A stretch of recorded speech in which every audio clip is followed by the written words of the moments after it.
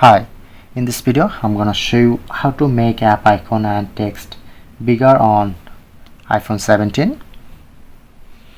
So if you want to make bigger on your apps, so just select any apps to long press, then you get edit home screen option, or you just press on, or you just long press any blank screen, long press on edit, customize,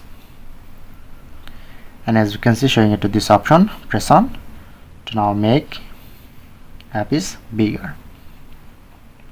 Or if you want to text bigger, open settings, display and brightness, showing it to text size. You just easily increase text size. Now my text is bigger and app is bigger.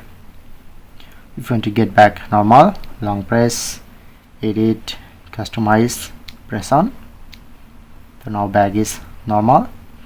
Now app is get back normal.